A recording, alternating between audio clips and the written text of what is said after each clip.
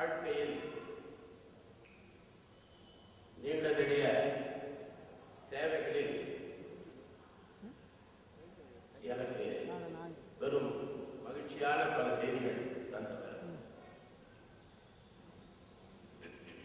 அவைகளில் முத்தாய்ப்பு வைத்தார் போல எதையும் இதமாகவும் பதமாகவும் வெற்றிகரமாகவும் செய்து முடிக்கக்கூடிய ஆற்றல் பெற்றவர். எப்பொழுதும் சிரித்த மக்களோடு இருந்து கொண்டு செய்கின்ற பணியை செவ்வனே செய்து முடிக்கக்கூடிய உள்ள உறுதி படைத்தவர். இன்முகம் எப்பொழுதும் உண்டு. அவருடைய வாழ்நாளில் பல செய்திகளை செய்தவர். எங்கள் ஊர்க்காரர், எங்கள் பகுதிக்காரர், என் குடும்பத்து உறவுடையவர். நான் எதை சொல்வது என்று தடுமாறுகின்றேன். அண்ணன் என்று அவர் புன்னகையோடு கைகூப்பி வருகிற பொழுதே பணிவும் துணிவான சில செயல்களையும் செய்வதற்கு துணையாக இருந்தவர். இந்த பகுதி மக்களுக்கு பெரும் இழப்பு அவர் இல்லாத. அதை நான் பல நிகழ்ச்சிகள் சொல்ல முடியும். இருந்தாலும் பல பேர் இங்கே அவருக்காக பேசியிருக்கிறீர்கள். தம்பி திருநாவு அவர்கள் பல செயல்களை செய்தாலும் ஒன்றை அவர் தனித்தமிழ் இயக்கத்திலே ஒரு தூண் போல இருந்து கொண்டு செயல்கள் செய்தவர். களப்பணி ஆற்றியவர். வெறுமனே நடித்து செல்லுகின்ற ஒரு பாங்கு இல்லை. உண்மையான தனித்தமிழ் தொண்டு ஆற்றிய அவருடைய உடனிருந்தவர்கள் எல்லாம் நான் எப்படி ஆறுதல் கூறுவது தெரியவில்லை. அவரோடு குடும்பத்தில் பழகிய அவருடைய தமக்கையார் மங்கையரசி, அவர் மாமா நடராஜன், அவருடைய தம்பி, குடும்பம் அத்தனை பேருக்கும் நான் ஆறுதல் சொல்ல கடமைப்பட்டவன். ஆனால் ஒன்று மட்டும் நான் உறுதியாக சொல்லுவேன். தனித்தமிழ் மாநாடு முதலில் தொடங்கிய பொழுது ஐயா திருமுருகனார் அவருடைய தொடங்கவும் பெரியார் சிலை அருகில் என்னை முன்னிலைப்படுத்தியும் அண்ணன் நீங்க தான் வர வேண்டும் என்று சொல்லி தாரை தப்பட்டை மேலம் முழங்க ஒரு வீர காவியம் போல அந்த விழாவை நடத்தியவர் திருநாள். அவரோடு சிறந்த படைவர்களாக பணியாற்றிய திருநாவன், அரிமா பாண்டியன் போன்றவர்களாம் எண்ணி பார்க்கிறேன். நம்மாலே தாங்கிக்கூடிய முடியே இந்த உடன் இருப்பவர்கள் எப்படி தாங்குவார்களோ என்று நான் எண்ணி பார்த்து வேதனைப்படுகிறேன். இந்த தனித்தமிழ் மாநாட்டிலே அவர் ஆற்றிய செயல் ஊக்கம் ஒரு பதிவாக, வரலாற்று பதிவாக சிறந்த மலராக வெளியிட்டு அதை செய்திருக்கிறார். அது என்னிடம் இருக்கிறது. இப்படி பல பணிகள் செய்தார். தூய தொண்டாற்றினார். ஒரு களப்பணி வீரர் அவர். இடையிலே அவர் வாழுகின்ற காலத்தில் இடையிலே அவர் மறைந்தாலும் அவர் விட்டு சென்ற பணிகள் இந்த புதுவை மண்ணை விட்டு மறைய வாய்ப்பு இல்லை. அவர் எப்பொழுதும் வாழ்வார்.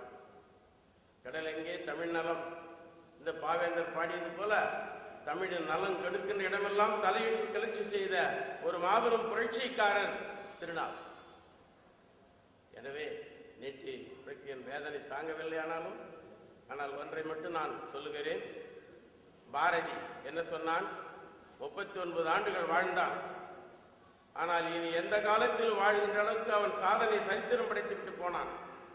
பல ஆயிரக்கணக்கான பாடல்களை பாடினாலும் அவன் ஒன்றை இந்த மண்ணிலே பதிவு செய்து விட்டிருக்கிறான். அந்த பாடலை நினைவுபடுத்தி நான் எழுத சாருகின்றேன். தேடி சோர்நிற தின்று பல சின்னஞ்சிறுகதைகள் பேசி மனம் வாடி துன்பமிக உழன்று பிற வாட பல செயல் செய்து நரை கூடி கிழப்புருவம் எய்தி கொடும் கூற்று கிரையனப்பின் மாயும் பல வேடிக்கை மனிதரைப் போலே நான் வீழ நினைத்தாயோ என்று பாரதி கேட்டான். வீழாமல் வாழ்ந்து கொண்டிருக்கிறான். என் தம்பி திருநாவு என்றும் வாழ்வார் என்று நிஜார சாத்தி அடைய வேண்டிய இடம் அவர்களே. நன்றி, வணக்கம். இந்த விழாவிற்கு வந்திருக்கும் எல்லோருக்கும் என்னோட முதற்க வணக்கம்.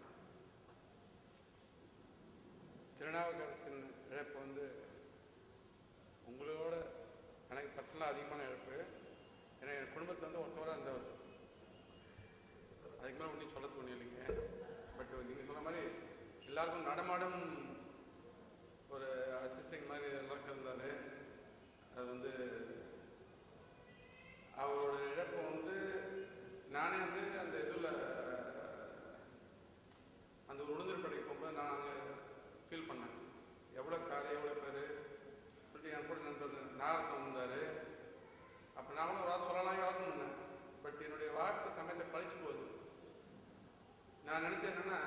நம்மளுக்கு இது மாதிரி இருந்தால் யாரும் வருவாங்களோ இவ்வளோ பேர் நினச்சி நான் அங்கே அவ்வளோ பேர் அங்கே வந்தது காரணம் வந்து அவர்கிட்ட உள்ள ஒரு ஈடுபாடை வச்சு தான் வந்தாங்க எல்லாருமே. உண்மையில அது பெருமைப்படக்கூடிய இதுதான். அவருடைய இழப்பு வந்து ஆஸ் அ பர்சனல் ஃப்ரெண்டு நம்மளே எப்போதுமே காம்பன்சேட் பண்ண முடியாது. என்னுடைய ஃபேமிலியில் வந்து 3 திருமணங்கள் நடந்தது. 3 திருமணம் வந்து அவர் தான் கிட்டத்தட்ட செஞ்சு கொடுத்தவர். நான் லேட்டாக போயிருக்கேன் கல்யாண மண்டபத்துக்கு. நான் லேட்டாக போய் எனக்கு முன்னாடி அவர் இருப்பார். அவருடைய பிள்ளைங்களாம் இருப்பாங்க. சுந்தர் வந்து இருப்பார், அவங்க ஃபேமிலியாக வந்துருவாங்க. அந்த அளவுக்கு ஒரு பர்சனல் அட்டாச்மெண்ட் உள்ளவர். இன்னும் அதிகமாக நான் இருக்கிற வீடே அவர் எனக்கு கொடுத்தது தான். இப்போ ஜவஹர்லால் அவர் வீடு கிட்ட இருக்குன்னா அவர் எனக்கு கொடுத்து வாங்க தன் வழியை. அப்புறம் வந்து எல்லாமே எனக்கு இருந்தவர்.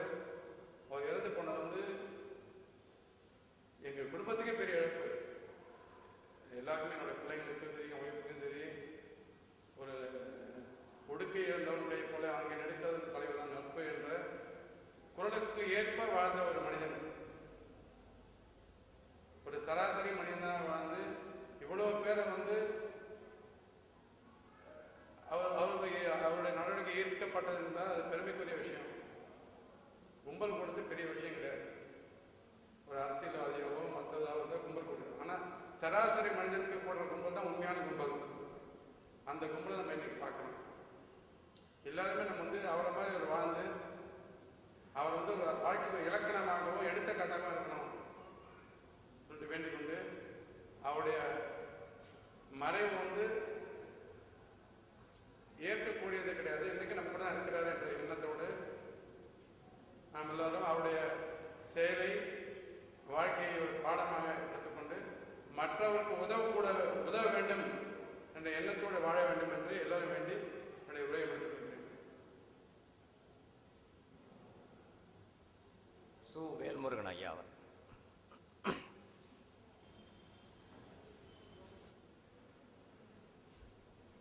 யாவருக்கும் என்னுடைய வணக்கம்.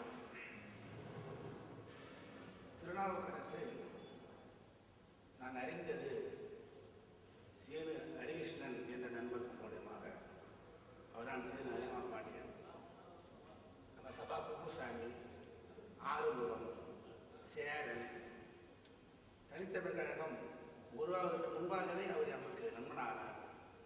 நாங்கள் எல்லாம் சேர்ந்து அந்த காலத்தில் காப்பிய கழகம் என்று ஒன்று நடத்தியிருந்தோம். நண்பர் பூங்காவனம், திருநாவுக்கரசு, நம்முடைய குப்புசாமி எல்லாம் நாங்களாம் ஒரு அணியாக இருந்து அந்த காப்பிய கழகத்தை கம்பன் கழகத்தை நடத்துவோம். அப்பொழுதெல்லாம் திருநாவுடைய பணி தான் அதிகமாக இருக்கும். காவல்துறையில் ஒப்புதல் வாங்க வேண்டும் என்று சொன்னால் அதெல்லாம் நீ கவலையே கூடாது, நான் வாங்கி தரேன்னு வாங்கி அந்த ஒப்புதல் கையோடு வைத்திருப்பார். அந்த மாதிரி ஒரு பண்பாளரை நம்ம பார்க்கவே முடியாது. அப்போதெல்லாம் நான் வந்து வாவுசி பள்ளியில் பணியாற்றுகிற பொழுது இந்த நண்பர்களுடன் சேர்ந்து பல இலக்கிய கொலை நடத்துகிறோம். தலைமை தாங்கியிருக்கிறார் அவர், வழிநடத்தி செல்லுவார். இன்னைக்கு கூட நான் பார்க்குறேன் பின்னால் இருக்கிற அந்த ஊர்வலத்தில், தனித்தமிழக மாநாட்டு ஊர்வலத்தில் அவரோடு சேர்ந்து சென்ற அந்த காட்சி தான் எனக்கு